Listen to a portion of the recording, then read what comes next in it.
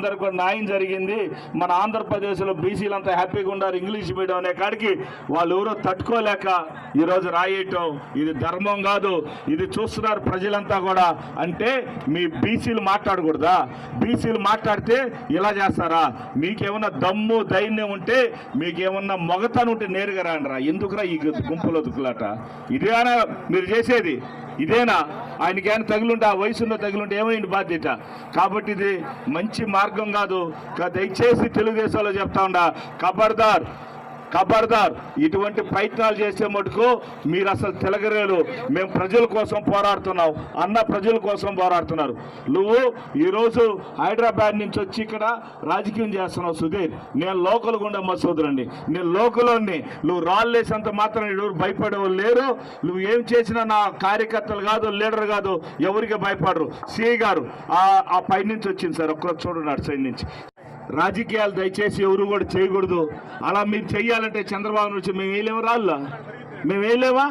ఈరోజు బీసీ నాయకులు అన్న ఏం జరిగింది, రాష్ట్రానికి ఎంత మంచి జరిగింది, పక్క రాష్ట్రం ఏం జరిగిందని చెప్తుంటే ఈరోజు రాయితో కొడతారా? ఇదేనా మీ సాంప్రదాయం? చంద్రబాబు కానీ చంద్రబాబునే జగన్ అని కొడతారు, ఇక్కడ లోకల్లో వచ్చి బీసీ నాయకులు మమ్మల్ని కొడతారు. ఇదే మీకు నేర్పించిన పాఠాలు? ఆలోచించిన ప్రజలారా, వాళ్ళు ఏమైనా పీఠం మీద కానీ వస్తే వాళ్ళ గన్ కల్చర్ వస్తుంది.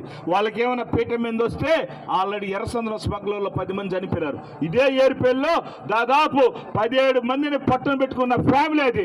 మీకు ఈరోజు చెప్తా ఉండా, అటువంటి నాయకులు మళ్ళీ కలిసి చూడు, ఆడ 17 మంది కృష్ణ మీద రాయిదాడి.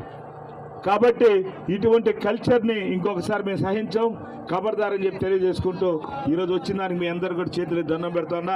అన్నకి మా తరపు నుంచి కూడా, ఎందుకంటే ఇటువంటి కార్యకర్తలకు కూడా చెప్తా ఉన్నా, ఇటువంటి రాళ్ళు ఇటువంటి దేనికి కానీ భయపడం. మా నాయకుడు కూడా భయపడలా, మా కిష్టన్న కూడా భయపడ్డు, మేము భయపడం. మా లీడర్లంతా కూడా ఈరోజు ధర్మయుద్ధం చేస్తున్నాం. కాబట్టి రాత్రి చూడండి మన ముందటి వాళ్ళ కొడుకుని చూడండి, మర్డర్ చేసి ముండరావే కొడుకుని. నిన్న ఒక బీసీ నాయకుల్ని ఈరోజు నేను తలకాయ పగలు కొట్టారు. చూడండి, చిన్న పిల్లగాడు, ఆ అబ్బాయి ఇంటర్మీడియట్ చదువుతూ ఉంటాడు.